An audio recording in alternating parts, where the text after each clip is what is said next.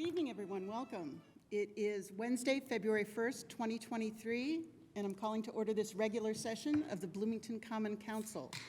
Madam Clerk, will you please call the roll for us? Absolutely. Councilmember Flaherty? Here. Rosenbarger? Here. Sandberg? Here. Piedmont Smith? Here. Scambaluri? Here. Rallo? Here. Sims? Here. Smith? Here. And Volan. Here. Thank you. Thank you. And first thing we want to do this evening is offer a very special welcome to guests we have this evening. The Hoosier Trails Pac 100 Scouts are with us, and we are delighted that you are here. They are in the process of earning their civic engagement badge, and we applaud you for that, and we applaud your family members who are here supporting you as well. So will the council please join me in recognizing this group?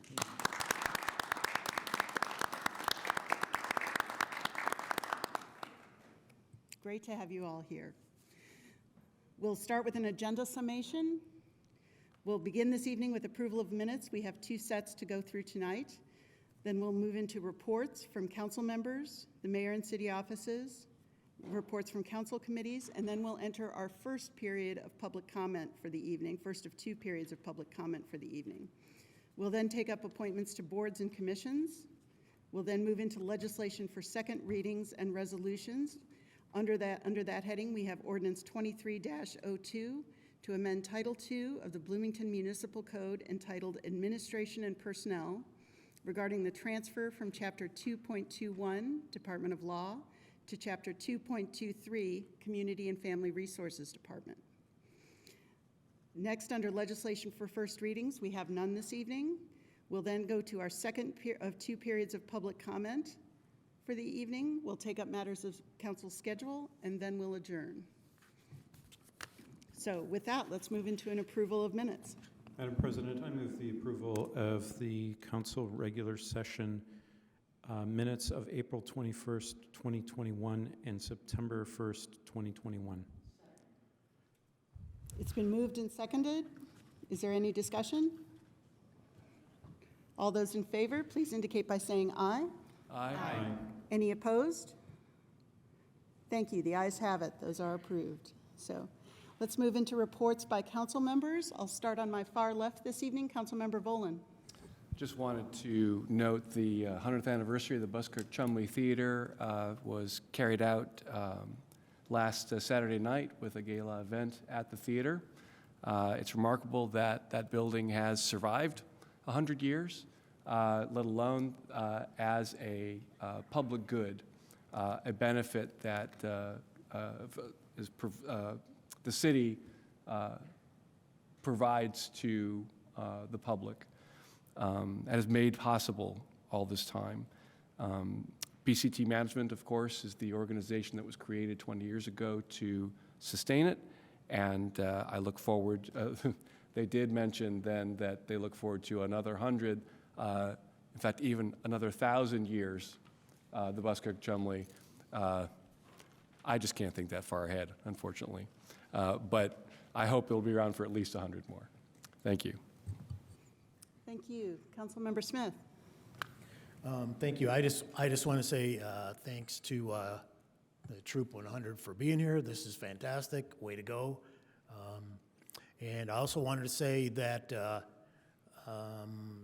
the Restore, which is part of Habitat, is looking for volunteers. So I just wanted to mention that anybody listening or anybody in the audience wants to volunteer at the Restore to help. They sell building supplies and furniture and then help build houses for people. So thank you. Thank you. Councilmember Sims.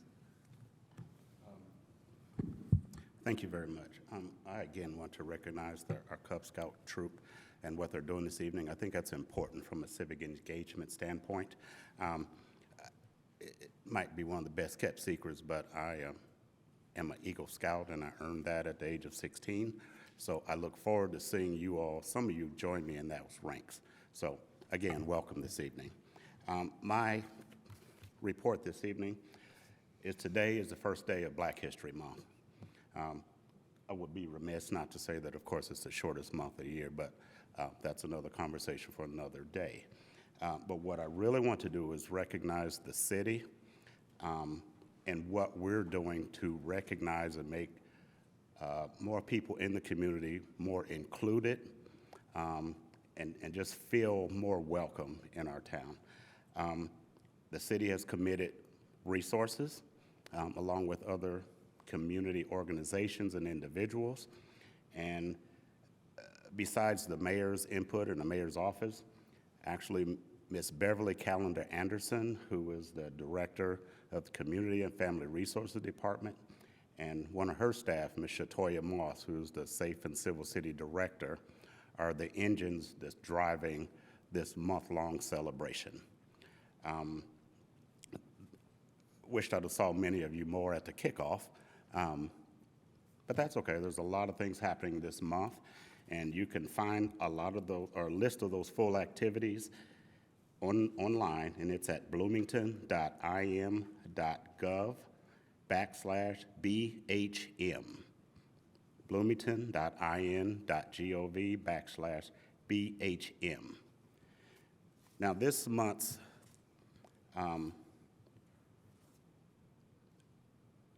what's the word I'm looking for? Theme. I'm sorry, I lost the word for a second. This month's theme is called Black Innovation. And if you look at our display case out in the hallway on your way out, if you didn't see it on your way in, take a look at that. It has a display of some of our Black Americans and some of their inventions that has been over the course of a lifetime. There's patents. There's many of the things that some of you may not even think that were invented by Black people. But it's important, I think, to educate folks on those contributions to society. I think long-term, that'll do a lot to take care of some of the systemic, now not all, but some of the systemic issues that we face because we just know more about each other. And I think that's very, very important.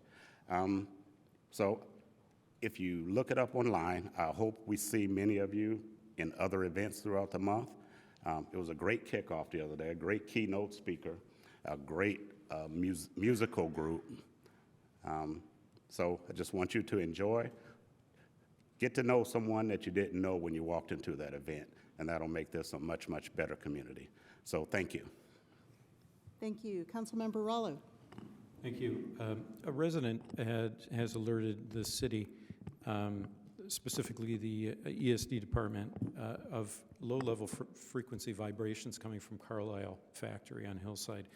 And the reason I want to bring this to your attention is that I think it would be useful if other people who are in the vicinity of Carlisle who are feeling these types of vibrations, if they could let us know about it, it would be helpful in sort of, getting to addressing it, really, and solving the problem.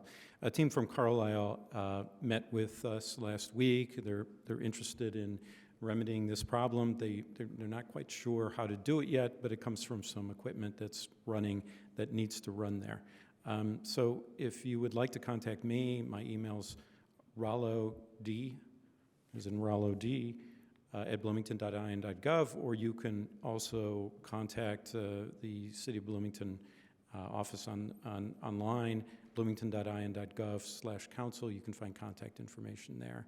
But it would be good to know who's affected and how far from the plant it's actually affecting people. Thank you. Thank you. Councilmember Piedmont Smith.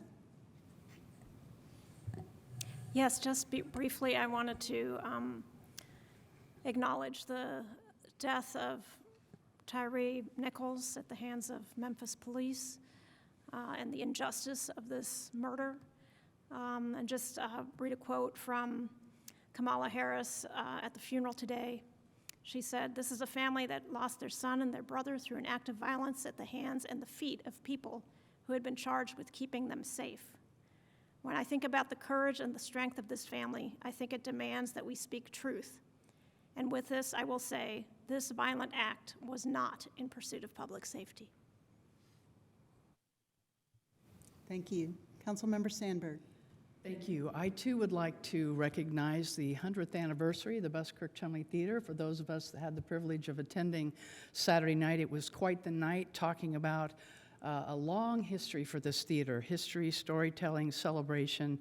Anything that's 100 years old has lived through a lot, including a fire and economic downturn and desegregation, and now a pandemic that this theater has survived and still continues on. But it was a delightful evening. Dr. Audrey McCluskey talking about the history from her perspective as former director of the Black Film Archive. Just a wonderful night of learning about one of the anchors to our downtown arts district. So again, happy birthday to the Buskirk Chumley, and let's continue that good legacy. The other arts organization in town that is worth mentioning, of course, is the Waldron Arts Center, now managed by Constellation. I'm a season ticket holder, and I am very much looking forward to seeing Death Trap, which will be at the Ted Jones Theater. It's running now. I hear it's really good. Don't anybody spoil it for me because I haven't seen it yet. But again, we are so blessed in this community to have such a strong arts presence in our downtown with both the Buskirk Chumley Theater and the Waldron Arts Center, now managed by Constellation. And a welcome to the Scouts in the crowd. I'm a former Girl Scout. I guess once a Girl Scout, always a Girl Scout, right?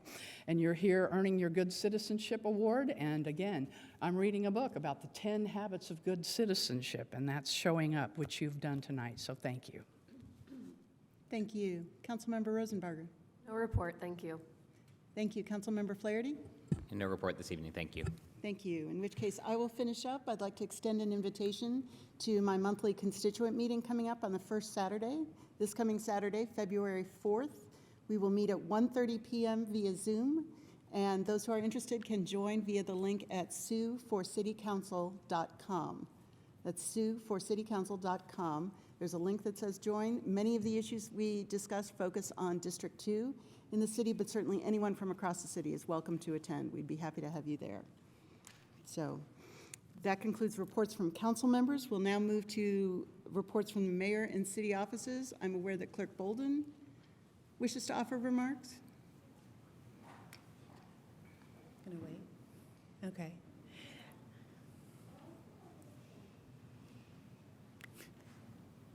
And thank you to our guests. We enjoyed having you.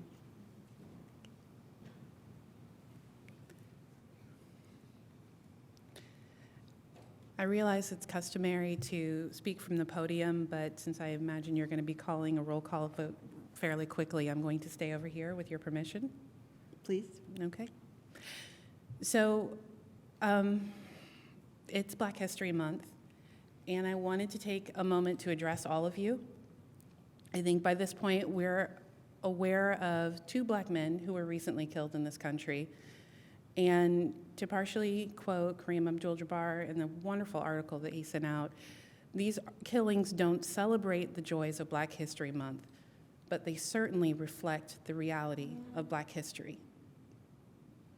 And this is really hard because Black History Month is supposed to be about joy, and it's supposed to be about celebration, and it's supposed to be about learning. It's a chance for all of us to learn things that we were never taught in the past.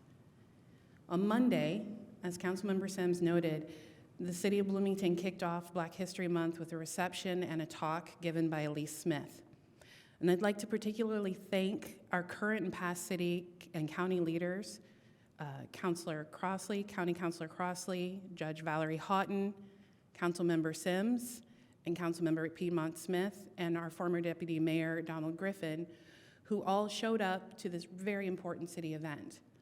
We ate, we sang, well, to be fair, I hummed along, you don't want me to sing, and we learned, and we celebrated. And I know that not everyone can attend every event, but I wanted to stress to everyone that we have 4 more weeks of wonderful programming and opportunities to learn and grow as a community. If you go to the city website, there are links to the Black History Month calendar, which also includes not just the events sponsored by the city, but events sponsored by IU and other local community groups. And I have a copy of the calendar here for all of you or any members of the public who'd like to grab one before you go. But it's not enough for us to mourn the losses in our country. we also have to take our time to grow and to learn and to come together whenever possible. And we have to find the joy. This is part of what this month is all about. So I plan to be at a few more events over the next month. I can't go to everyone, but I really, genuinely look forward to seeing you all there, or some of you when I go. And thank you. Thank you, Clerk Bolden. We'll move now into reports from council committees. Are there any? I'm not aware of any. Okay. In which case, we'll move into our first period of public comment for the evening. This is an opportunity for members of the public to speak on items not on the agenda this evening. Can we have just a show of hands in chambers of how many people want to offer comment to? And Mr. Lucas, could you please, Mr. Lucas, could you make our announcement on Zoom, please? Yes, if there are members of the public joining us on Zoom that would like to speak, please use the raise hand feature to let us know. You can find that in your control bar under the Reactions tab or the More tab. You can also send a chat to the meeting host to let us know you'd like to speak, and we will recognize you that way. Okay. Let's go ahead and get started here in chambers. Let's take 5 minutes, please, per speaker. And you'll see a timer up on screen. So, welcome. If you would, please share your name for the record. And Thank then you, you'll have Madam 5 President. minutes. Thank you, Madam President, and good evening, Council. This is Christopher MG from the Greater Bloomington Chamber of Commerce.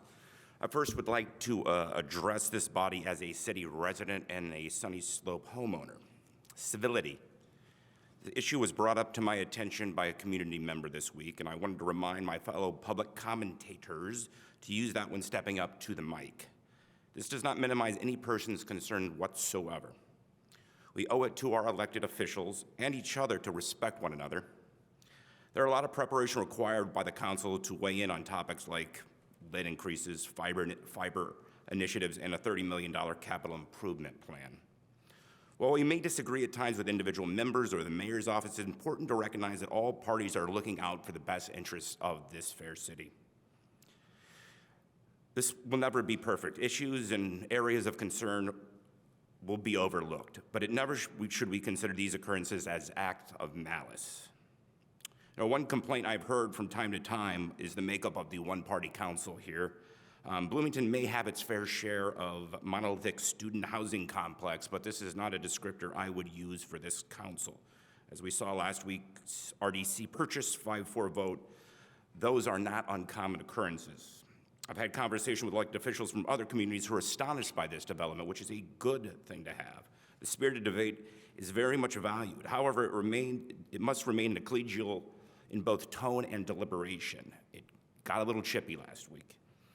As someone who represents the business community with the chamber, during the purchase of the CFC West Showers property, the Downtown Community Redevelopment Economic Development, or CREED fund, was taken off the table. These funds were earmarked to renovate the West Showers building for the new public safety headquarters. The chamber greatly appreciates the due diligence by the council members here and the mayor's commitment to using these funds for the downtown economic development, its original purpose. By my calculation, up to $5 million of the $10.5 in that fund can now be invested in projects that will benefit the downtown and the community as a whole. The work continues. As you heard from me earlier last year, the body of slides indicating possible improvements in downtown planters and enhancements in alleyways. The point is not to tell the city what to do with these funds. The best way to safeguard CREED funds, Fund 922, is to allocate it to specific projects. My fear, as time passes, these funds will simply revert to the general fund, doing a disservice to the business owners who paid into it and the community as a whole. The business community is here to help in any fashion we can do to keep the integrity of the CREED funds. I thank you for your time tonight. Thank you, Mr. MG. Will the next speaker please approach the podium? And Mr. Lucas, do we have anyone on Zoom? Not at the moment, no. Okay, thank you. If you would, please share your name for the record, and then you'll have 5 minutes. Hi, everybody. My name is Katie Rock. I'm here with a group of us tonight representing the dispatchers of the Monroe County Central Emergency Dispatch Center, as we have recently asked Mayor Hamilton to voluntarily recognize the union we are forming with Communication Workers of America. I just have a very short statement for you guys tonight, just tell a little bit about what we do and our goals for unionization. So we, standing here, are some of the voices that you guys hear if you call 911 anywhere in our county. And if any first responder in the field in our county radios for assistance, we are the voices that calmly respond to them and make sure they know that they are getting everything that they need while we work in the background to get what it is that they need. We have a few goals for unionization, and they are, we would like to be recognized by the city as first responders, as all of the other first responders are. We want to work towards more diversity in the dispatch center. We would like to work towards more reliable and consistent scheduling. And we would like to create a more robust pay scale that acknowledges both the levels of difficulty and stress that our job entails, as well as the decades of experience that some of our dispatchers have. We strongly believe that these changes can help to greatly reduce the high turnover rate we are currently experiencing at our dispatch center, while incentivizing the many devoted dispatchers we have currently to continue to choose to work in our center in Monroe County for many years. We hope that Mayor Hamilton will soon choose to voluntarily recognize our union, and we are very much looking forward to beginning the bargaining process in the near future, and we hope to have the City Council support as well. Thank you very much for your time. Thank you, Ms. Rowe. Thank you. And thank you all. So, Mr. Lucas, any requests on Zoom? Yes, I have a written comment from Sam Dove, who's asked me to read the following, and I will set the timer. This is a little longer than normal. Sam says, the City of Bloomington, Asian Pacific Islander American Public Affairs Association, Indiana University, and the National Asian Pacific American Women's Forum invite the community to a rally on February the 4th in support of the Asian, Asian American, and Pacific Islander community. The rally will include local leaders, Indiana University students, and officials coming together to stand against hate, bigotry, and discrimination, and to promote unity. The event is Saturday, February the 4th at Dunn Meadow, which is on North Indiana Avenue between 7th Street and the Sample Gates, on the IU campus from 2 to 4 p.m. and is free and open to the public. Face masks are optional. Rally collaborators include the City of Bloomington, Asian Pacific Islander American Public Affairs Association, National Asian Pacific American Women's Forum, Indiana chapter, the IU Asian Culture Center, IU Asian American Association, IU Jewish Cultural Center, IU Department of American Studies, and the IU Dean of Students, Division of Student Affairs. For questions or additional information about the rally in support of the Asian, Asian American, and Pacific Islanders, contact APAPA Indiana Chapter President Linda Shee at apapaindiana@gmail.com or 812-314-5117. I believe that is the end of the comment. Thank you, and thank you, Mr. Dove. So, are there any additional requests to offer comment here in Chambers? Please, yes. Go ahead and approach the podium. If you would, share your name for the record, and then you'll have 5 minutes.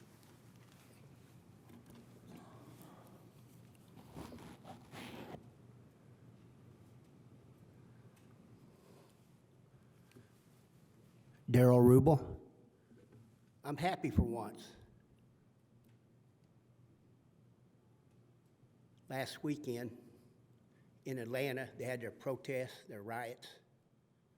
You know, when they was doing their protests last weekend. And during the week, I seen on the news a thing where the 6 protesters that were arrested went to court. The domestic terrorists that were spray painting the buildings and burned a cop car, busted a bunch of windows out of a bunch of businesses. You know, I thought it was kind of strange. You know, when Antifa's on the street busting windows out of buildings, they're bad guys, man. They got their hoods on, they're hiding. But when they was in front of the judge, the 6 people that was arrested, they had puppy eyes when they went in front of the judge. Oh, I didn't do that. They had a lawyer I didn't do that. Well, everybody's presumed innocent, you know, till they're proven guilty. I understand. But, you know, you know, I was glad to see justice kind of come out of that a little bit, because I think each one of them six thought they was going to walk out of that jail that day, but they didn't get to walk out. Each one of them got $350,000 bond for what they done. I'm glad justice is getting served. You know, they haven't been to court yet, but they got the bond. That's good. We need to start arresting these people when they're doing that. You know, you protest, that's cool. Peaceful protest is great. But I was just tickled to death when that judge laid that $350,000 bond for each one of them.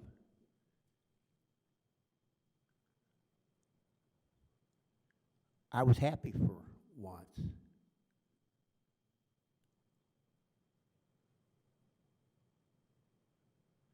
And you know, I don't have a speech. That's why I'm kind of all over the place a little bit. I don't have a speech. I don't write speeches when I come here. I'm set at my place, and I thought, you know, I'm gonna go down and make a little comment. That's why I'm here again. But a lot of people come up here with their little laptops or pre-made speeches. This is coming from my heart, man. You know, this stuff. I'm concerned about what's going on. We need to make sure these people are held accountable when they're burning our buildings down and spray painting our monuments, our buildings and stuff. They need to be held accountable. And I was very happy when them guys was given that $350,000 bond. That was great.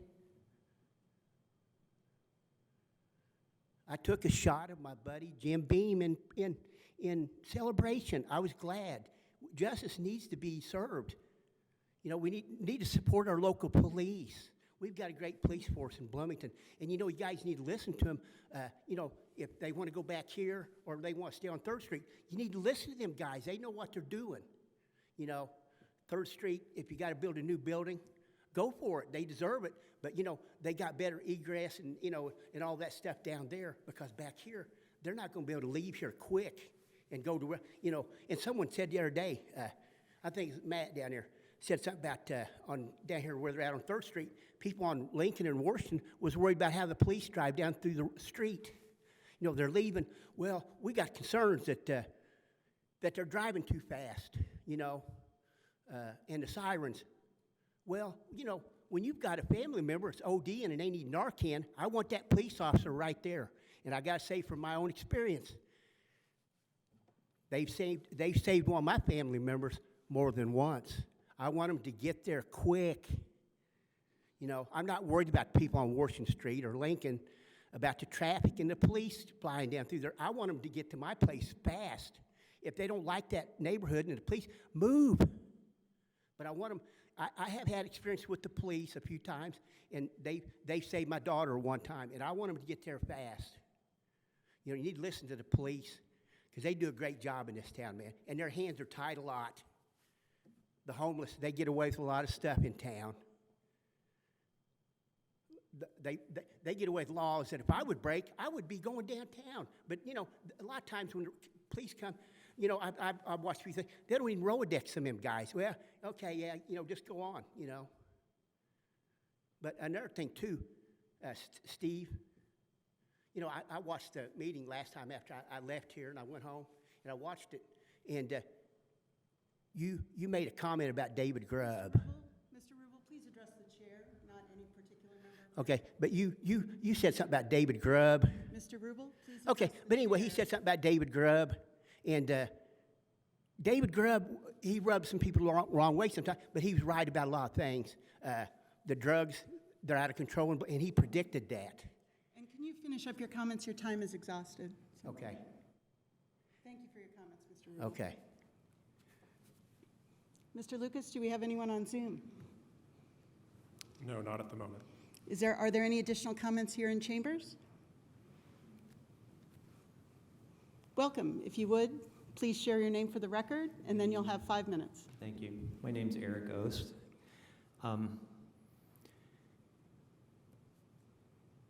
How we treat one another is very important. And I think we should take that seriously. The expectations we set, and the discussions we have when those expectations are not met. The language we use is important. It conveys things.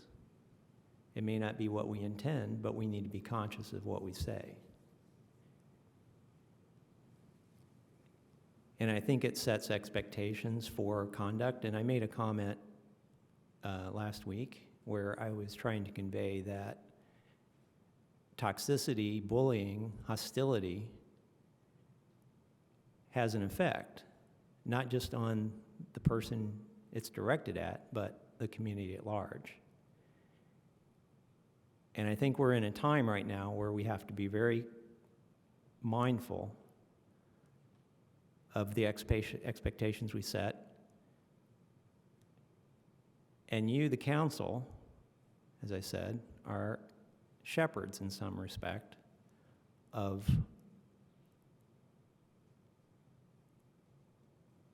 our community, of our local government. And so when actions are taken or language is used and it reflects upon the local government, or it encourages participation or thwarts the participation, you should be mindful of that. And I think right now, perhaps this evening you'll make history. So I think you should be very mindful of that. Thank you. Thank you, Mr. Ost. Are there additional comments here in, sorry everyone. Are there additional comments here in chambers or on Zoom, Mr. Lucas? Not that I see, no. Okay, seeing none? We have next comment. Oh, I'm sorry, I apologize. Please share your name for the record, and then you'll have 5 minutes. Hi, I'm Stephanie Hatton. And if you could pull the mic down a little bit when you get a minute.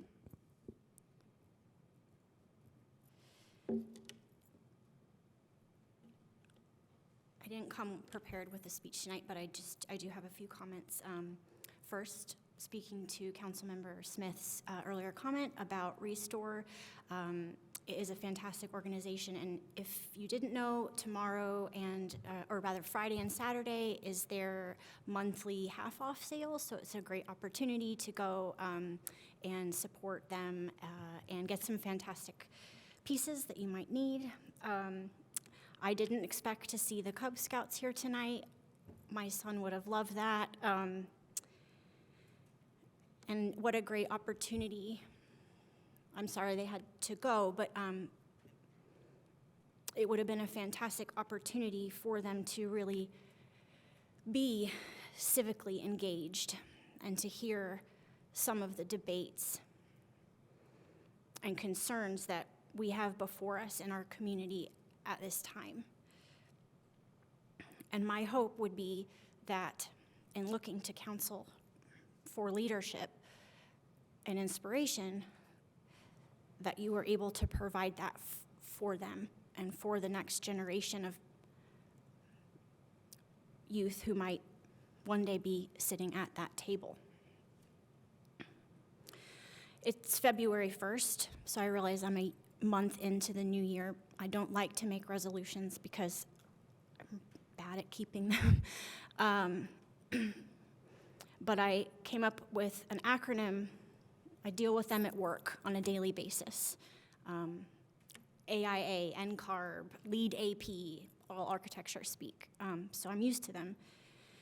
And something I'd like to think about for myself in the coming year is the acronym ARTS. And that to me is accountability, respect, transparency, and service. I like the word arts, and unfortunately there was no place to include the letter C, and if I could, it would also be for civility. I'm tired. And I'm upset, so I apologize. I want us to come to a place where we can all be civil, where we can work on substantive change for our community, where we can address homelessness and substance abuse, where we can address affordable housing. and many other issues that face us. I don't want to live off of negativity. I don't want to feel that for myself. I don't want to project that to my family and to my community. And yet here I am at this podium again, feeling like I am coming from a place that isn't positive. I don't want anyone to feel that I've treated them unfairly. I don't want to be treated unfairly. I just want what is right for our community. I want those who speak, those who serve, those who think, I want them to be accountable and to realize that words hurt. It doesn't matter what neighborhood you come from.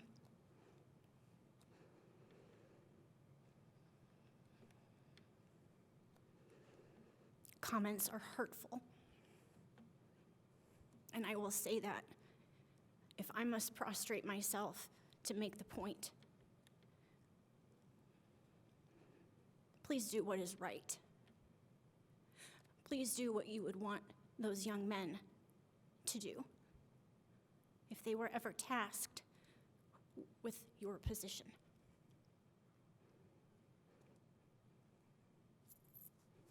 Accountability, respect, transparency, and service. Thank you. Thank you, Ms. Hatton. Mr. Lucas, anyone else on Zoom? No, I don't believe so. And anyone else here in chambers? Seeing none, that concludes this first period of public comment. We'll move to appointments to boards and commissions. I know that a number of our interview committees have been at work. Are there any, Councilmember Piedmont Smith?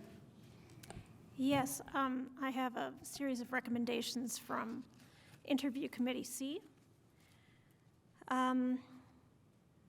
I move that for the Historic Preservation Commission, that Duncan Campbell be reappointed to seat C1, Kristen Hawley to seat C2, and Ernesto Castañeda to seat C3. Second. It's been moved and seconded. All in favor, say aye. Aye. Any opposed? The ayes have it. Those individuals are appointed. Thank you. Are there additional appointments? Yes. On behalf of Interview Committee C, I move that Randy Cassidy be reappointed to seat C1 and Deborah Meyerson to seat C2 of the Redevelopment Commission. Second. It's been moved and seconded. All those in favor indicate by saying aye. Aye. Any opposed? The ayes have it. Thank you to those two individuals for their service on the Redevelopment Commission. Are there additional appointments? Yes. You've been busy. For the Commission on Hispanic and Latino Affairs, on behalf of Interview Committee C, I move to appoint Reyes Javier Rosales to seat C2, Raquel Anderson to seat C3, and Marlo Liebel to seat C5. Second. Thank you. It's been moved and seconded. All those in favor indicate by saying aye. Aye. Any opposed? The ayes have it. Thank you to those individuals for their service on the Commission on Hispanic and Latino Affairs. Have you been further busy or no? Go ahead. For the Bloomington Arts Commission, once again, on behalf of Interview Committee C, I move to reappoint Gerard Panikuk to seat C4 and Nia Carlsgaard to seat C5. Second. It's been moved and seconded. All those in favor indicate by saying aye. Aye. Any opposed? Thank you. The ayes have it. Thank you to those individuals for their service on the Bloomington Area Arts Commission. And then I have two commissions. I'll do those in one motion in the interest of efficiency. So again, on behalf of Interview Committee C, I move to appoint Regina Moore to seat C2 of the Parking Commission. And then I move to appoint Tatiana Peters to seat C4 of the Commission on the Status of Children and Youth. Second. It's been moved and seconded. All those in favor indicate by saying aye. Aye. Any opposed? And our thanks to those two individuals as well for serving. And you all have been hard at work. Are there additional appointments to boards and commissions? Or any additional business? Yes, Madam President, I would like to make a motion. I move that Greg Alexander be removed from the Traffic Commission for the following cause: for posting obscene and inappropriate statements, including statements directed at and antagonizing members of the public that are unbecoming of an appointed member of a public body, which have diminished Mr. Alexander's ability and fitness to be an effective member of the Traffic Commission and to represent the best interests of the city. It's been moved and seconded. This motion is debatable. This evening, Councilmember Volan. Madam President, I move that this motion be referred to the Special Committee on Council Processes to return with a recommendation by the March 22nd meeting.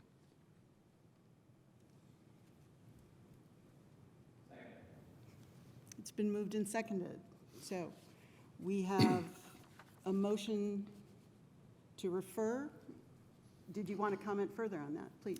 Yeah, I think that this is, well, I know that this is unprecedented. We have never removed someone from a commission for cause in the time that I've been on council. We have no process for it. The reason for the motion, I'm presuming, is controversial statements made by the member of the body in question. You know, we've heard public testimony tonight from a couple of people who were referring to this motion. I don't even know where to begin with how problematic this action is. There's a very poor understanding of the terms for cause. The action, I believe, is extremely political. There's a difference between words that should be censured and statements that are political critiques. I believe that some kind of censure is in order, that members of boards and commissions need to understand that it's not okay to personally insult people if they are representing the public on a board or commission. But I would also point out that Mr. Alexander has always been a fierce critic of transportation policy. He is a fierce critic of the Elm Heights neighborhood having gotten benefit for or more attention than most neighborhoods do, including his neighborhoods. He's a fierce critic of Councilman Barallo, who made the motion, who allowed Elm Heights to have an unprecedented access to this body, to have a member of the public present for an indefinite period on this topic. It's not a privilege that's been accorded to any other person. The member who seconded this motion was the president at the time and allowed that process. This is a matter of process. What should be our process for, there's a reason, we need to have reason to, or the ability to remove members, but the only specific reference we have in code is for people who don't show up. So we have just constituted an actual committee to study our processes, to study our rules. It's the new incarnation of the Rules Committee. And I fear for the precedent that this would set if we were to vote on it tonight, let alone to not send it for further study. It was Councilmember Barallo who famously opposed standing committees and encouraged the return of nominating committees. Well, the nominating committees, we just named a dozen people to boards and commissions tonight without so much as a question. We almost never question the work of nominating committees. This is a process that he voted for, that he chose. And so, you know, I mean, I don't know why he didn't argue against the nomination when he had a chance to. I don't think that nominating committees are a good idea, but that's what we're using now. And so, I mean, all of this is about process. This deserves a great deal of discussion, not just this particular motion, but any such potential motion. So for that reason and more than I have time to say, I strongly disagree with the idea that this motion should be taken tonight. And I absolutely believe that we should be discussing it. We should give the idea due process, let alone any duly appointed board and member of a board or commission due process. So let's define due process before we invent it out of whole cloth. Thank you. Thank you. Is there additional comment from Councilmember Flaherty as chair of the Committee on Council Processes? Happy for the committee to take that up. I seconded the motion. I do have a comment, not in my role as chair of that committee, if that's appropriate. Please. Just to note that I support the motion. Obviously, I seconded it. Councilmember Volin raises some important points about precedent, about equity and fairness in the administration of the council's responsibility to oversee its board and commission appointments. I think an important point here is that this is not the consideration of a reappointment or an appointment. It is a consideration of for-cause removal. That is very different than what we've heard from some members of the public about, for instance, board and commission members serving at the pleasure of the council. That is incorrect. They are duly appointed members who are serving in their own right and can only be removed for cause. If they served at our pleasure, they could just be asked to step down without cause. So we are in a legally distinct space, having reappointed Mr. Alexander. I think it's entirely possible that that reappointment might not have occurred had the information that everyone knows now been shared at that time. I don't know. It was not shared prior to that reappointment. And so I think it's an important distinction I wanted to make, the sort of category we're in now, considering for-cause removal as opposed to considering whether or not to appoint someone or reappoint them in the first place. I think the much more complicated issue, including constitutional rights claims around due process and First Amendment, would not have been implicated had all council members been made aware of what some knew prior to that appointment. So I just wanted to highlight some of those issues and voice again that I'll be supporting the amendment. Thank you. Or the motion, rather. Thank you. Additional comments on the motion to refer? Councilmember Rollo. Yes, I don't know if Councilmember Volin saw the staff recommendation accompanying the motion, but our council attorney recommended that the council postpone the formal decision so that Mr. Alexander could be notified and given the opportunity to submit comments. I would recommend that this is a matter for the whole council, not a select committee, because I think that this is important for everyone to deliberate and debate. And so I would recommend another motion that would postpone until the 15th so that we can all have the opportunity at that point to debate. Thank you. Is that a motion? There's a motion on the table. Well, but motions take precedence, so. Additional first-round comments on the motion to refer? Councilmember Volin. I mean, this is the argument we've had before. The fact that, I mean, the 4 members of the committee do not include me. They include Councilmember Rello. I'm not sure why he thinks that the other 5 members can't attend that meeting, either remotely or in person, or that the council wouldn't deliberate after the committee has done its work. The committee does not substitute the judgment of the whole council. It does preliminary work. It examines issues that can be, it does triage. At least, I mean, if Councilmember Rowell doesn't believe that committee should be doing it, I don't know why he's agreed to sit on the committee. But the point is to study the issue. The point is to come up with due process for any such incident, not just this one, let alone one in which he's personally implicated. So, I mean, I find it surprising that he would object to this And, I think that, he personally moved in January 2020 to postpone by 6 weeks the consideration of establishment of standing committees.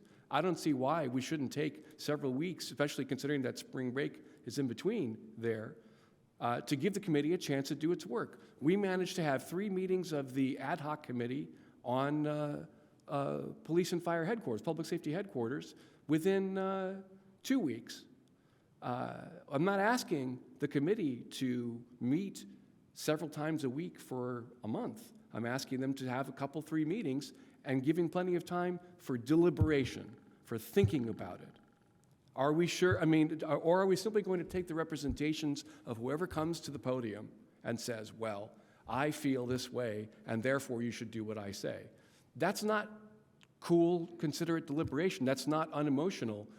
As Mr. Flaherty said, there's constitutional issues here. Do we really know them? Do we really understand them? I think not. So I would strongly recommend that we take the time to think about it and give the committee a chance to do some work. And I will attend those meetings because I'm interested in this issue, as with all the other issues of that committee. Thank you. Thank you. Additional round 2 questions. Councilmember Sandberg. This committee could work quickly. I have no issue with having this be a process because this is unprecedented and harm has been done. Harm has been done to the community.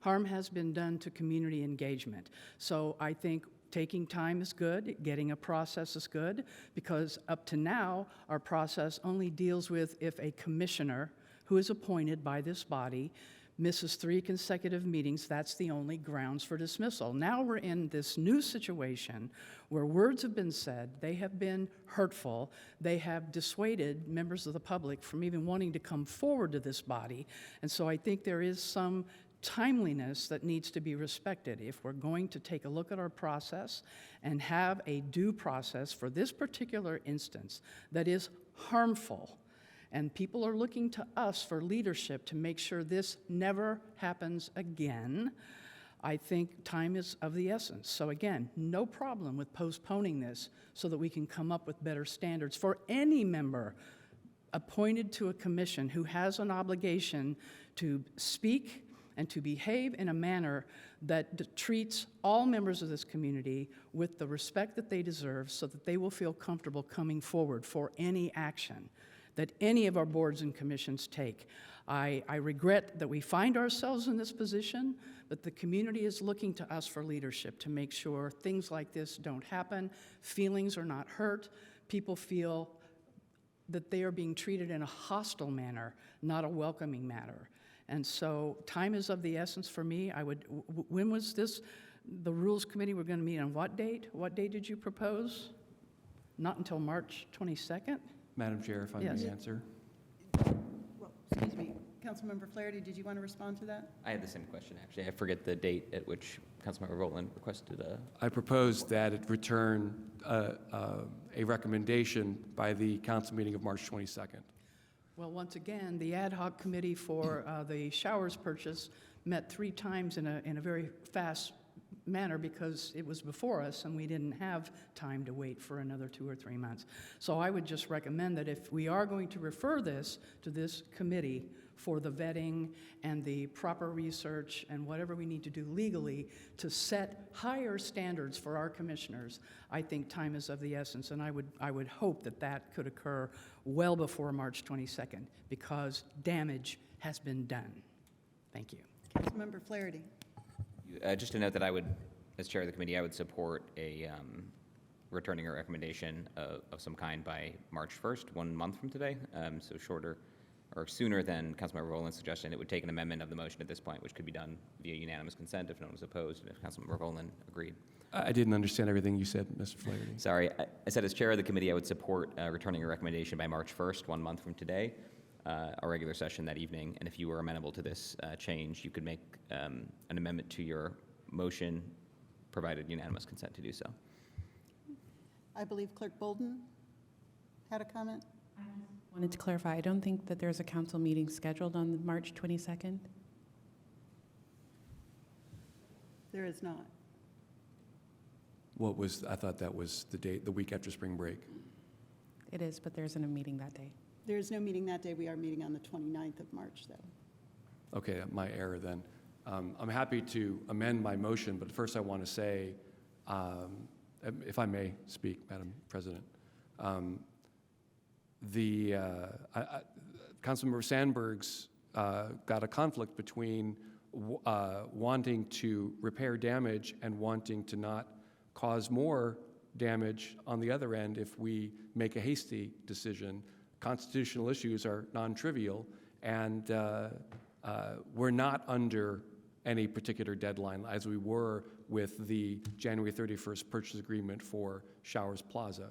So with all due respect, I don't necessarily oppose changing to an earlier time, but I seriously question that. I mean, there are sensibilities hurt. There are also rights of citizens to speak and to critique their government. And if this is going to be just a political game, then, I think that we should be deliberative.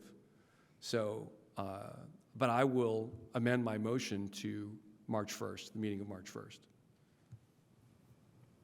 And Council. is that a second again? Yes, second. Additional comments on the motion to refer? Councilmember Sims. Thank you. I think I need a point of clarification. Correct me if I'm wrong, that I heard that this ad hoc committee will return at some point with a recommendation? Is that what I heard?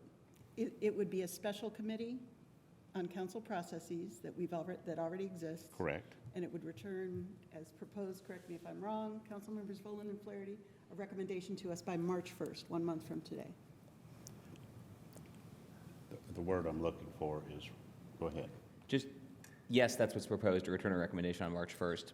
A note that the recommendation itself could be inconclusive, of course, coming from the committee. We don't know what its findings will be. And the recommendation would be supporting removal or not support? Is that, I guess I'm clear, because we just used this committee, and they came back with a report, but with no recommendation. And now we want to do a recommendation. So I'm fine either way. I just want to be consistent with what we're talking about. If this committee wants to do a investigation, then report, I mean, I'm okay with that, and we can do it. But a recommendation would be, like Plan Commission or something. So I'm just seeking clarification, not necessarily looking for a debate. I'm just looking for clarification on that question. Councilmember Rosenbarger, and then Councilmember Flaherty. Thanks. I just, with the recommendation, I think what's important here is that the council develops a process for this type of request, not just a recommendation. I think it's really difficult to do something like this when we do not have a process set out with clear rules and, I guess, definitions. Thank you. Councilmember Yeah, I'll build on Flaherty that. and then Rollo.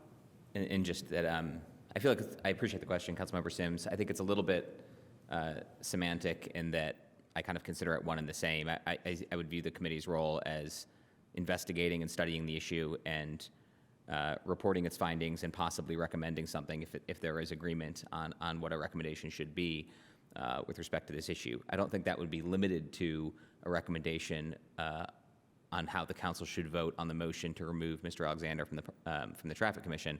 I think that could include also recommendations on how that the council should handle such motions in the future, recommendations or reports on the issues implicated, that sort of thing as well.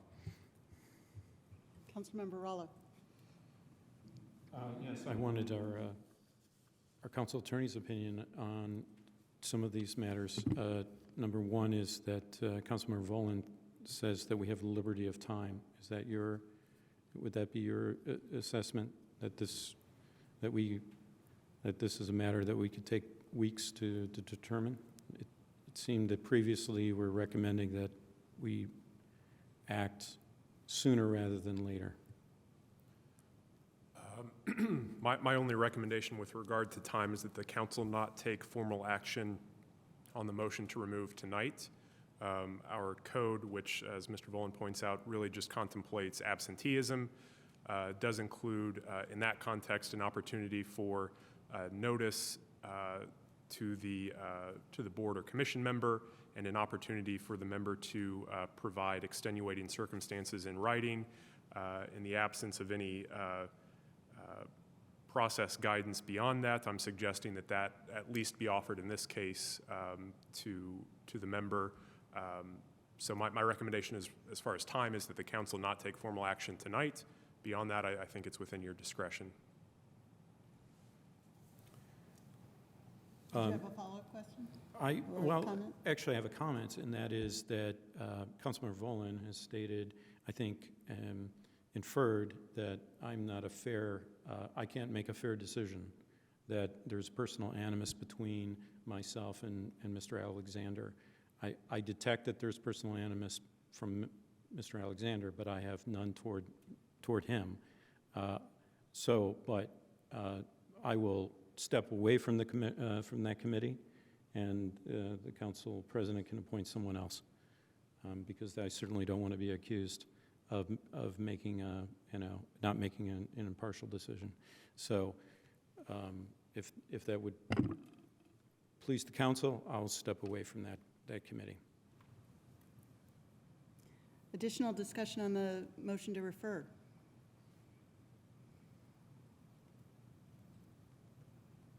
Oh, I'm sorry, Councilmember Volin.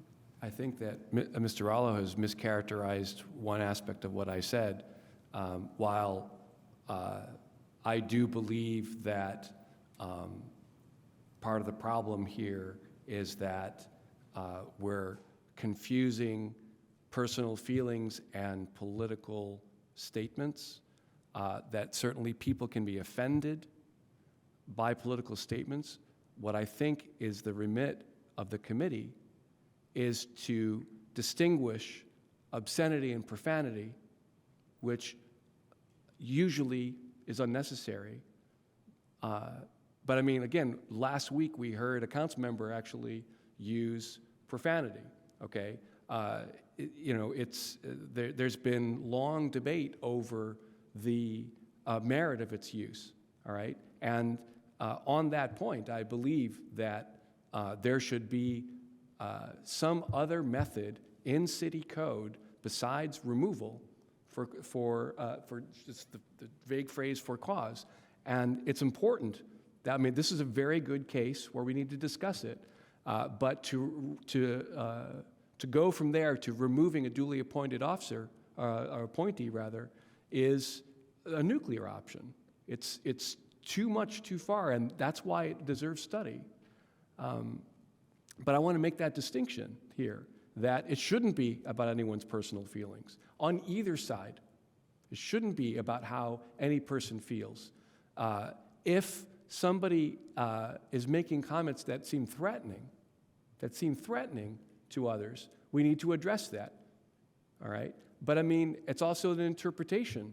I mean, just because someone says this is wrong doesn't make it wrong. The only way this works is if we collectively agree on a course of action and not simply react to a few people who are upset, however deservedly upset they are, over what are essentially political statements, and distinguish the political statements from the unnecessarily offensive statements that should be censured.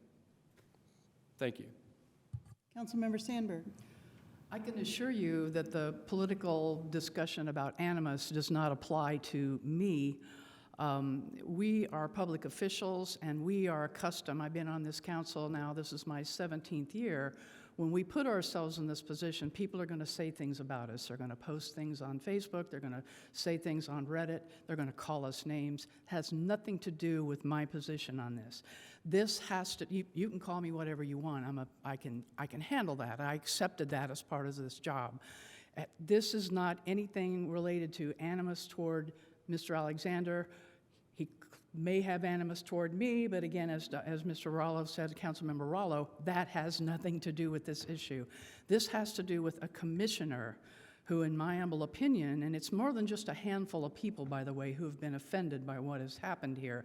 This is a commissioner who, in the act of the statements that have been made, have really caused the community to feel not safe in coming forward with stating their case, to defend things happening in their neighborhoods, to ask for things that they need with relation to safety and traffic.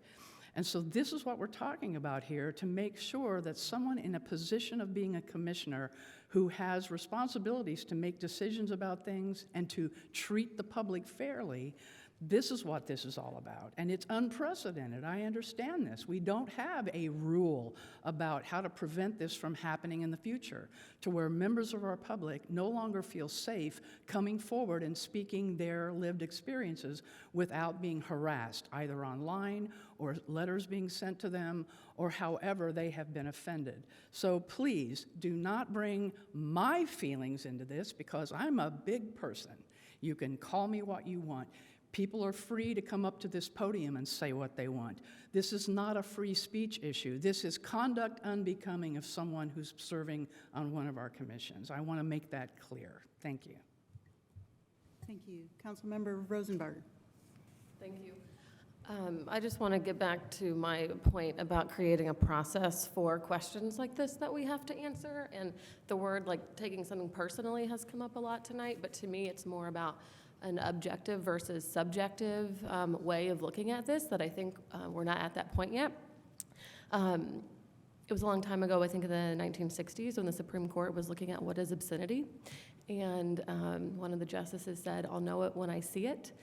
And so that is when someone, is trying to speak objectively about something that they are kind of considering a fact or event, but really it's a very subjective approach, because there aren't a set of parameters or rules in which to guide that decision. And I think that is a place where we should stay out of that subjectivity as best we can. And right now, without a process, we do not have anything that is objective to base a removal or a non-removal on. Also, just a side note, if we are talking about people not feeling safe or feeling offended and not wanting to come and speak in front of council, I also think it is offensive when council members say that a public speaker ruined the meeting. Thank you.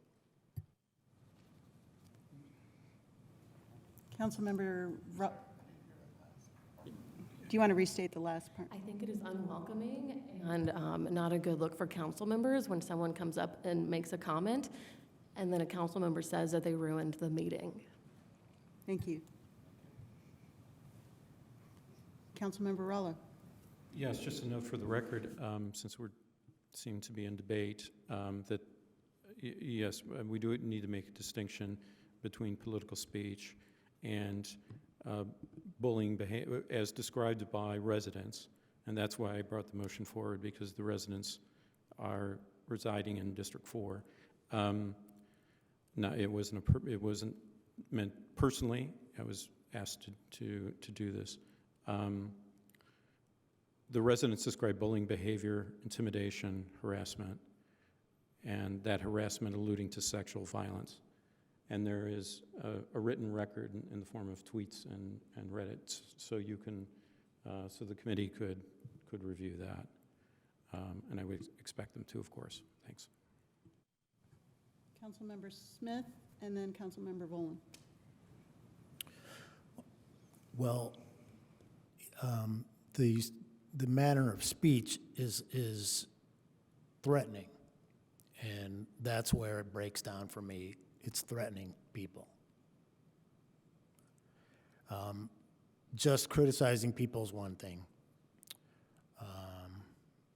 So it went over the line, and it's threatening. And in our regulations, we don't have anything that addresses that. We should. And so, I agree with Councilmember Volan and Councilmember Rosenbarger that we need a process, and the standards need to be set. But I am in favor of removing Mr. Alexander, and I don't have any problem with saying that. The conduct is beyond the pale, and when you get to threatening people, that's over the line. And So that's my comments, and I didn't really have a question. So thank you.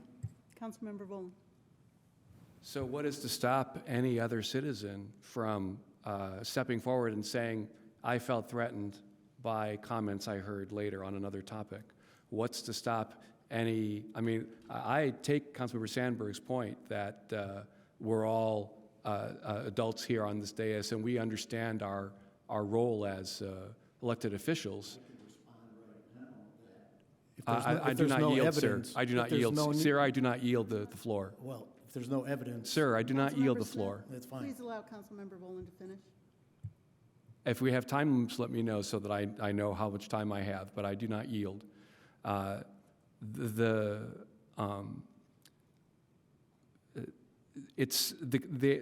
matter how self-evident they may be to any one of us, those statements are still claims of bullying.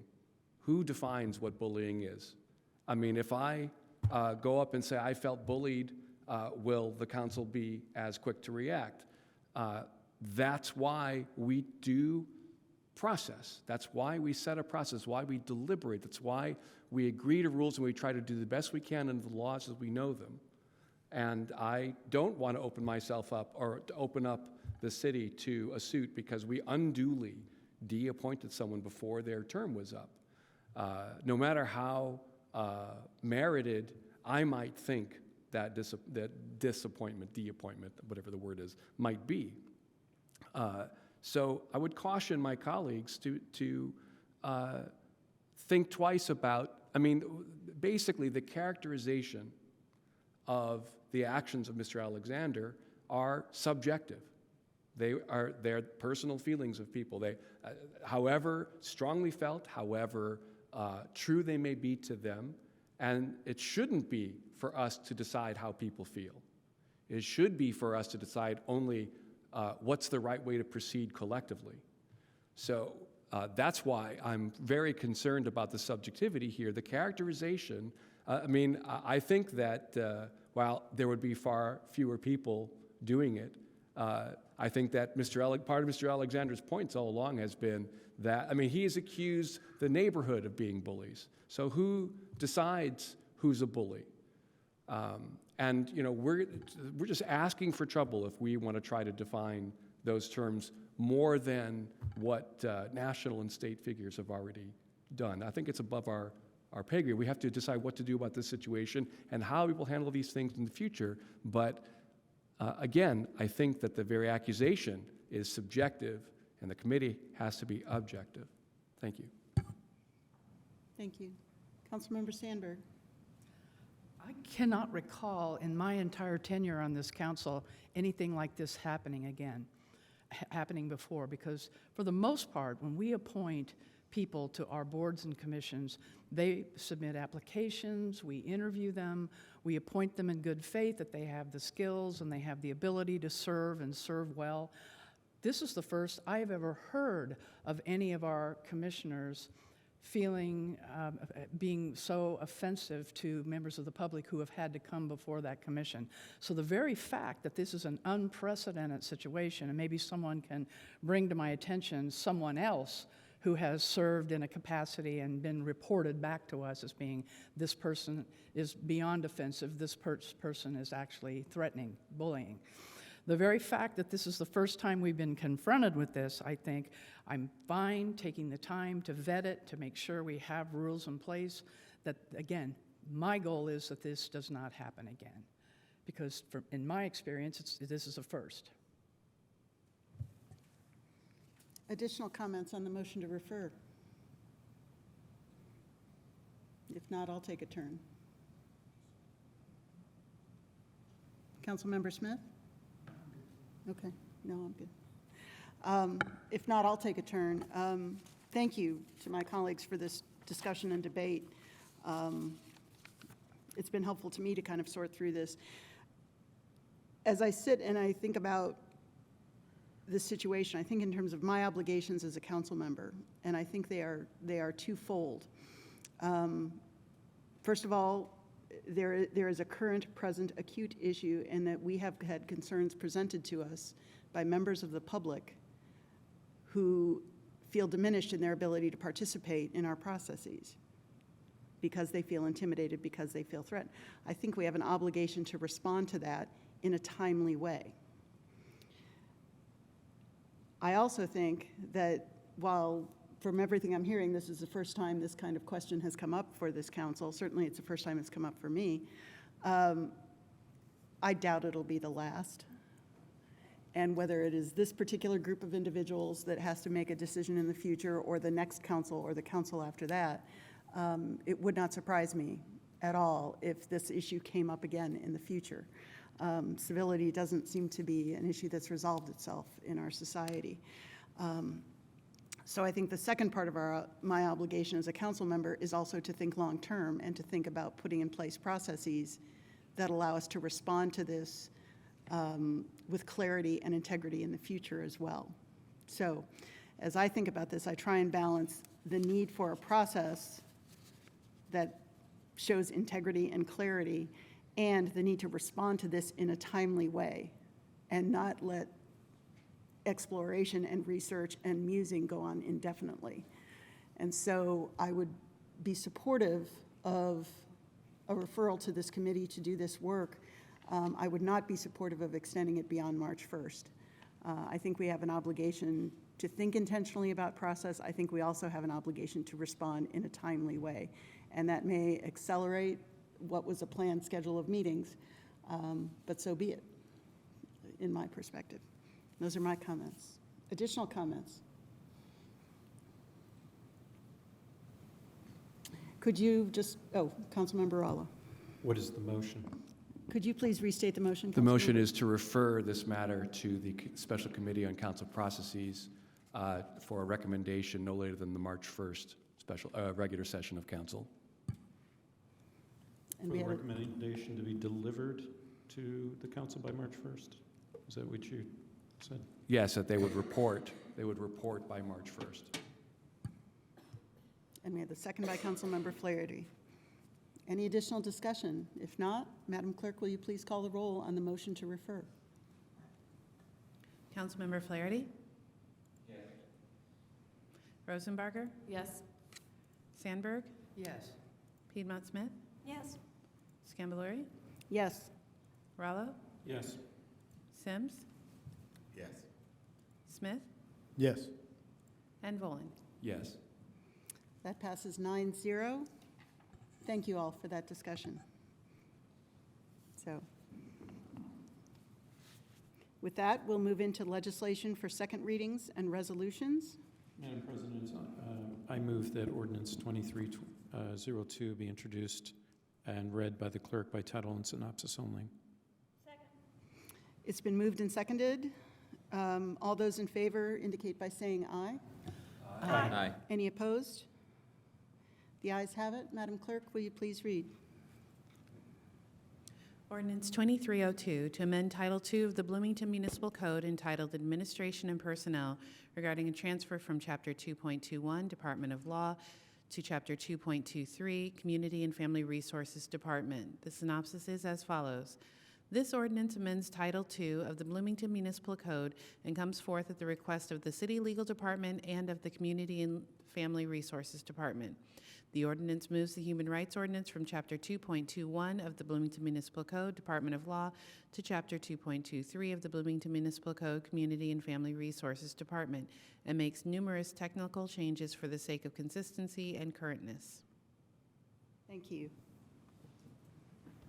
Madam President, I move that ordinance 2302 be adopted. Second. Thank you. And I believe we have Ms. Kate and Ms. Callender Anderson with us this evening. Good evening, council members. Corporation Counsel Beth Kate. I'm just going to introduce, then briefly describe the ordinance, and as you mentioned, Director Callender Anderson is here as well with some comments, and will be available to answer questions. Michael Shermis is here, and Audrey Brittingham will sort of go through the lay of the land. First, I want to give my thanks to Stephen and especially Ash for their help with the materials that you have on this issue, including particularly the redlined code version in support of this ordinance. So the ordinance basically shifts the Human Rights Commission in the Bloomington Municipal Code from Chapter 2.21, the Law Department, to Chapter 2.23, CFRD, and transfers the non-legal HRC functions to the CFRD. I would just note that legal and CFRD have worked closely together for years on ADA issues. This will effectively create the same dynamic on the other issues under the Human Rights Ordinance. We feel that it will allow a more efficient use of legal resources and also, and critically, expand opportunities for education and integration with other CFRD community engagement and programming efforts. Those are the major, I would say, sort of impetuses behind this change. Bloomington is justly proud of its long tradition of high scores on the Municipal Equality Index. I'm going to give a shout out to Barbara McKinney for all of her amazing work and our 8 years of perfect scores in that regard. We are confident this will continue with these changes and that all of the efforts will be as robust under this changed, if you will, structure as they were before. Just to note on the legal side that this will continue legal support for human rights functions, including legal's participation in investigations and advising on when there is probable cause to believe that discrimination under the ordinance has occurred, continuing to serve as the contracts compliance officer to check under the ordinance that there are affirmative action plans in place that meet our standards when they are required under the statute, and to provide any other legal support that's requested by the Human Rights Director or by the Commission. Also for 2023, legal will continue to provide the administrative support for the Human Rights Commission while CFRD builds up the capacity to absorb that this year, and then the plan is for that to shift over in 2024. I just want to briefly introduce one of our newest colleagues in the legal department, Audrey Brittingham, who has taken over for, there she is, who has taken over for the Barbara in supporting the Human Rights Commission and in supporting human resources as well. She's doing a terrific job. She's been with us since just before the end of 2022. And comes through us from Mellor Grodner. She also volunteers on the CASA board. She has interned and externed at Legal Services, as well as the local courts. And she is a published author on a couple of topics of great interest, including ranked choice voting, which I think is a topic well worthy of interest in our country. In any case, we're delighted to have Audrey here to help. She's already provided considerable help to the Commission and certainly to the Law Department. One last thing that I want to note is in the code, you will have seen this, in the proposed ordinance and in the red line version of the code, there are also some minor stylistic changes that have been proposed to the code, and I won't go into detail on what those are, but I'm happy to answer questions about any of those as well.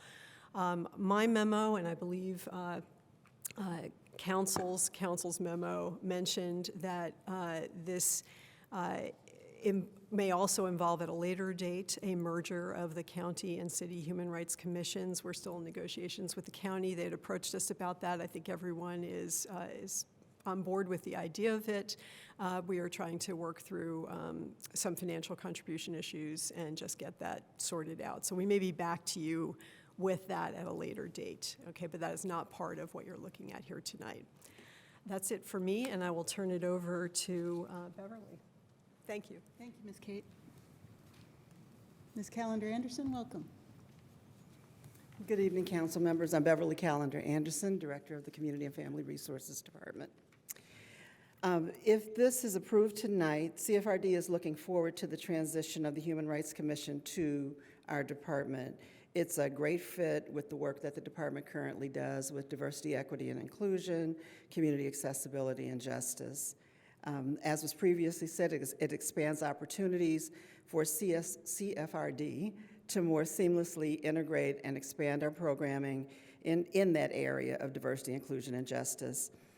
Internally, we're prepared to shift program duties so that Michael Shermis is available to take on the responsibilities that would come with this transition. And Michael has worked closely in the past with Barbara McKinney, and we look forward to building on the excellent foundation that she's left and to continue working with both the legal staff and other CFRD staff as we move forward. So we are prepared to answer any questions if you have them. Thank you so much. Let's come to council for questions. Councilmember Volin, then Councilmember Sims. Thank you. This is very interesting, and I'm very encouraged by it. I just wanted to ask, to what extent would you say collectively that this is, am I correct in saying that this is an expansion of the human rights function overall at the city? That there's more resources being given to addressing human rights as a result of this change?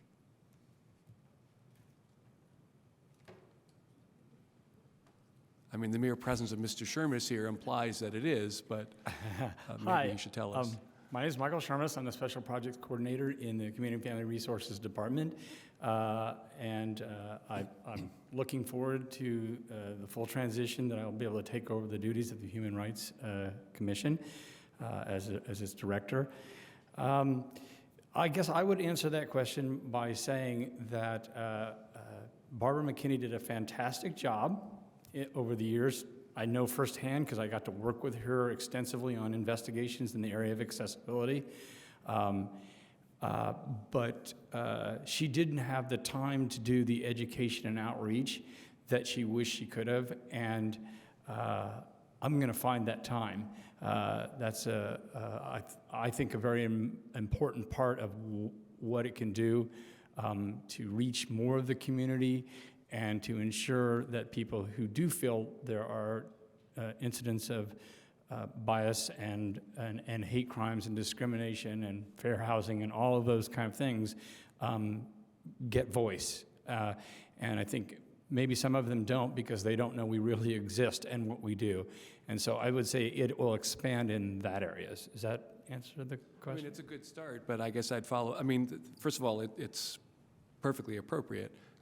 I'm talking about the more pragmatic aspect of more person hours are being devoted to the overall effort.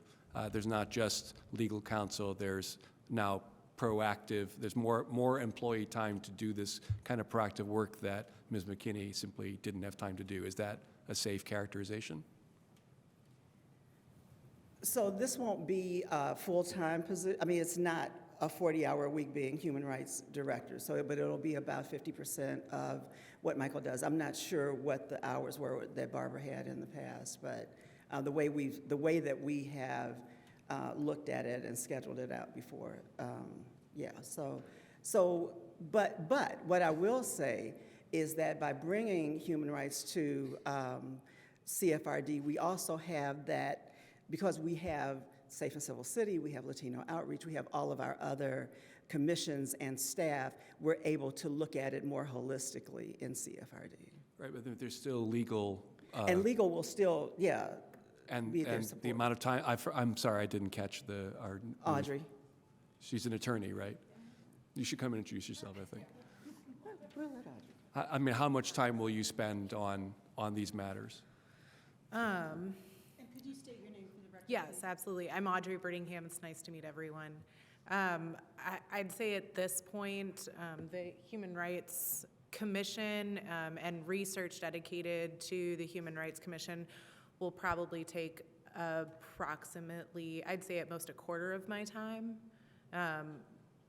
That's, I'd say, if we're including the Contract Compliance Committee, which deals with the affirmative action plans, then it's probably more. That's closer to probably 40% of my time if I'm including contract compliance within it. I mean, Ms. McKinney had, I'm not sure who to ask this to, you or Corporation Counsel Beth Kate, but I mean, I understood that Ms. McKinney was all of her 50 half-time devoted to legal matters alone, or did she also hear complaints and do sort of ministerial work? I'm not sure who would answer that. Yeah. Thank you, Corporation Counsel Beth Kate. So yes, her time was spent on a combination of all of the above. So she did the educational piece, she did the investigations, and she did the additional legal piece of advising the commission as well. So what will shift here is that she's no longer, she was the human rights director. She was in that position. That position will now be occupied by Michael Shermis, and the investigation piece of that is something then that he will take on. Audrey's time will be sort of really devoted to assisting in terms of what the legal standards are, whether or not they're likely to be met in a particular case or not for probable cause. So it is a reduced amount of time. Yeah. So as the memo, well, but it's still, I mean, as the memo said, the goal is to be able to expand our human rights function, and I think that expansion's already begun. I think it's safe to say.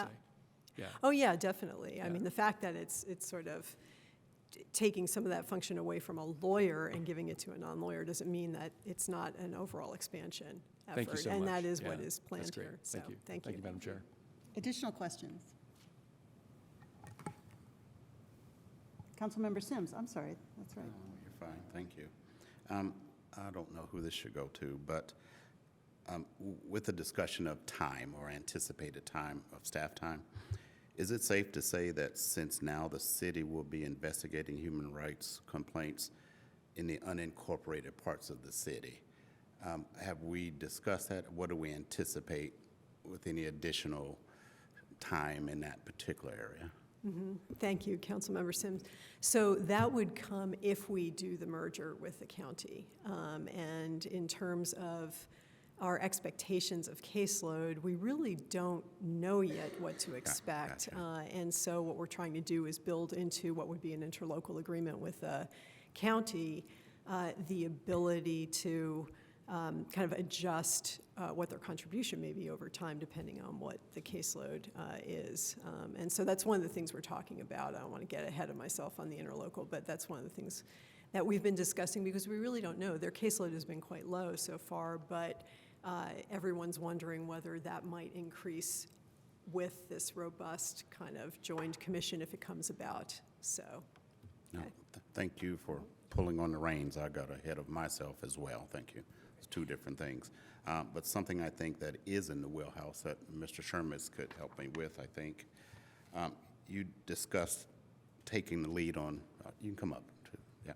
You discussed taking the leads on human rights education and some of the things that Attorney McKinney used to do but wanted to do more, and you think we can, so can you just give us an example of what some of that education would be as you see it? Yeah, sure. I think there are probably more opportunities to reach people in schools. I think other civic groups that are out there need to know more about our services and what's available. I have no fear of connecting with them and talking with them and making the services more known. Those would be just a couple obvious things. There's probably other ways of publicizing what it is that we do in various newsletters and things like that too. So that are just some of the ideas. So. Okay, thank you.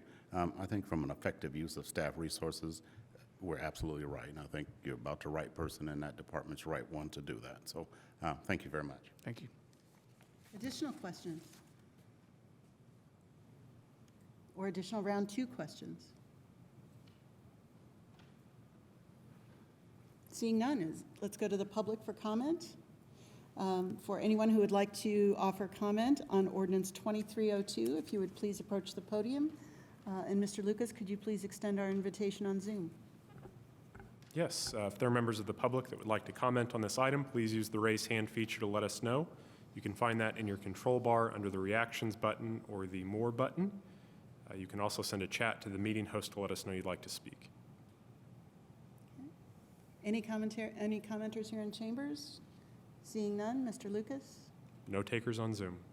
Okay, in which case, let's come back to council for either questions or final comment.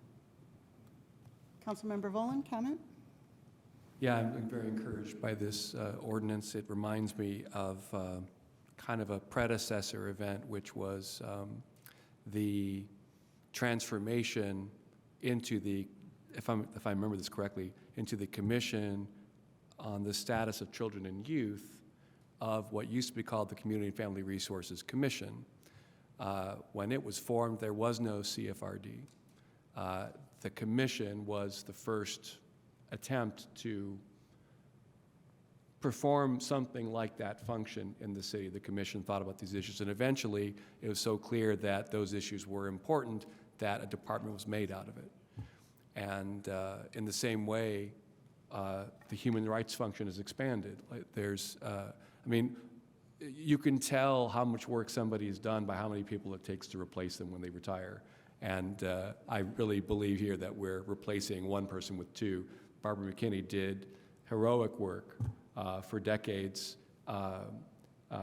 skillfully, basically inventing a function that is now becoming, let's call it a division of two departments, joint division.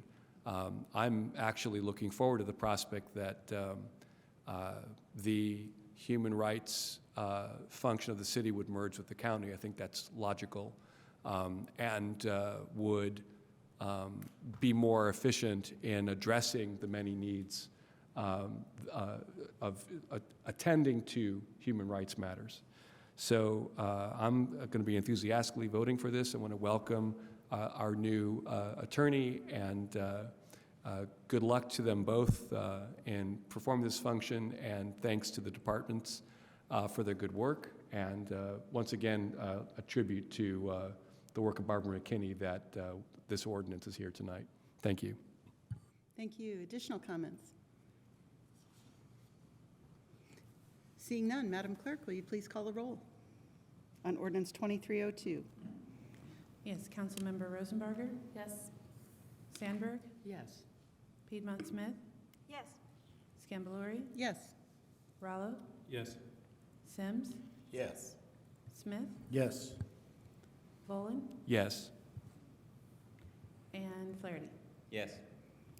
Thank you. That passes 9-0. So, and welcome, Ms. Brittingham, again, to you. So, with that, we come to the section of the agenda, legislation for first readings. There are none this week. That brings us to our second period of additional public comment. For those who would like to, please approach the podium. And Mr. Lucas, can you please extend our invitation on Zoom? Yes, if there are members of the public on Zoom that would like to speak, please use the raise hand feature to let us know. You can find that in your control bar under the reactions button or the more button. You can also send a chat to the meeting host to let us know you'd like to comment. Okay.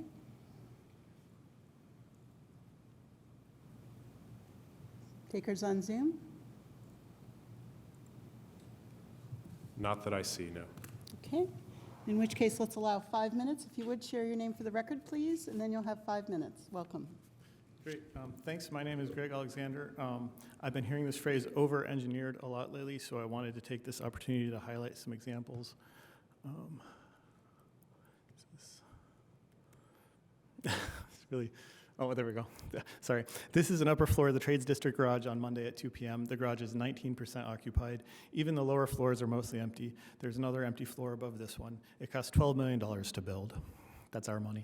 It's over-engineered because it's built for demand that doesn't exist yet. The city recently agreed to spend $400,000 on outreach to beg people to park in this garage. Next slide, please. This is the intersection of 17th and Crescent, just east of the bridge over I-69. It was built by INDOT, and as a matter of course, it was also designed in anticipation of future demand that doesn't exist yet.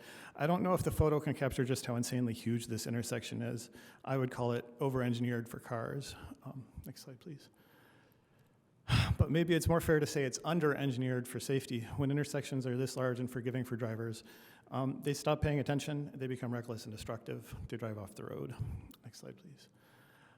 This is the bike lane on Walnut near 12th Street. I'm standing about where Nate Stratton was killed last September. This bike lane is under-engineered. Paint is not protection. Drivers speed here. Cars are often in the bike lane. This bike lane is dangerous to the people who use it. On top of that, it discourages people from bicycling. While the bike lane is under-engineered, you might call the car facility over-engineered. Look how big that space is. Next slide, please. This is the new sidewalk on 14th Street, which came from the council sidewalk budget. It is just one side of one block, 475 feet long, and costs $210,000. That's about $450 a foot. That's a reasonable amount. Civil infrastructure really is expensive, but it's just the sidewalk. No traffic calming, no crossings, no bike facility. I will not bike with my kids on 14th Street. Next slide, please. This is the part of the 7th Street Greenway, east of Union Street. I'm sorry, I actually put the wrong numbers on this slide. I found out that single $500,000 contract actually covers 2 Greenway projects, this 7th Street Greenway and the Graham Drive Greenway, more than a mile altogether. So the cost is actually $100 a foot. That's value engineering. It covers 4 times the distance than if they were installing sidewalks on just one side of the street. Instead of installing sidewalk and drainage, they addressed the route safety problem faced by all users of the street. They slowed down cars. Now it's safer and more convenient for everybody. So greenways go a lot further compared to just installing sidewalks, and they deliver a lot of things sidewalk-only project can't. That's why they were selected for the city's low-stress network, which aims to cover about 20 miles within 6 years. That's the sort of build-out necessary to make a connected network. Anyways, I have a bit of time, so I want to take this opportunity. I apologize for making people feel threatened. People are saying that they thought I was going to violate them personally over a greenway. If they're saying that, it's enough for me to know I did something wrong. I regret my failures. But I also want to be absolutely clear about something. I do not regret using vitriolic language to describe destructive conduct by elected officials. If showing respect to elected politicians when they're causing harm is a requirement of being on a commission, you should have told me. I wouldn't have applied. Just in the last 3 months, the council has privileged a select group of citizens with the ability to bypass commissions, to overrule staff, and to speak longer and more often than other citizens. They've been given a second bite at the apple and used it to attack people who only got the single regular opportunity for public comment. This is new, this is devastating, this is contemptible. The council's own conduct substantively diminishes the ability for members of the public to contribute. And I also do not regret responding with hostility. A Twitter user initiated contact with me, and in her very first message, she impugned my motives. I'm not ashamed of meeting hostility with hostility on twitter.com. I think it is marvelous, honestly, that there's a forum where people are free to contact me without hiding their hostility. I get a lot more honesty that way. But I'm going to participate in that forum. That dialogue is valuable, even though it's hostile. But seriously, y'all, as long as over-engineered car facilities are soaking up so many resources, we need to aggressively pursue the Greenways program. The ability to build more than a mile each year is absolutely essential to building out a connected network. It simply won't happen if we build it slower. You will not find a program anywhere that does as much good for only $100 a foot. Thanks for your time. Have a nice night. Thank you, Mr. Alexander. Any additional comment here in chambers, or Mr. Lucas, anyone on Zoom? Yes, I do have a hand raised on Zoom from Natalia Galvin. Ms. Galvin, would you please confirm your name for the record, please? And you'll have 5 minutes. Yes, my name is Natalia Galvin. Some of our council members have served for many years, almost decades. That there is no existing code or process for rescinding a council appointment is a failure of city council leadership, especially by those who have served multiple terms. The 2022 council leadership reserved documentation of Mr. Alexander's toxic words and exchanges in November of 22, well before the January reappointment. That is not the public's fault that they did not share that information with the rest of the council. Today's meeting was grossly disappointing. That this discussion turned into defining what bullying is, whose feelings are hurt. There are pages documenting Mr. Alexander's egregious online behavior directed at people who are simply advocating or supporting people that advocate for their neighborhoods. That a council member is other-siding this argument is a gross mischaracterization of what is at hand here. Using rape terms is always wrong. Using threatening and stalking terms is always wrong. There is no political argument here. This is a right and wrong issue. Further, I suggest that the council reach out to the Indiana Coalition to End Sexual Assault and Human Trafficking to educate themselves on how to create a culture that promotes norms of equity, consent, and safety for all. Silence is complicity. Allowing this egregious behavior to stand for another month and others citing this behavior is complicity. No one deserves to be bullied for advocating for their neighborhood, and certainly they do not deserve to be bullied by a council-appointed commissioner. Leadership failed us in November, leadership failed us in January, and they failed us again today.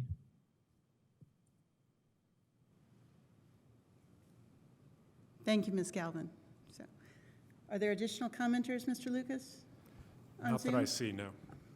And seeing none here in City Council, here in Council Chambers, that concludes our second period of public comment.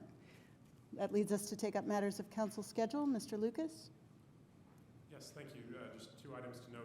First, the council's sidewalk committee is scheduled to meet tomorrow at 2:30 p.m., so 4 of you will be here in the Hooker Conference Room upstairs to kick off that process.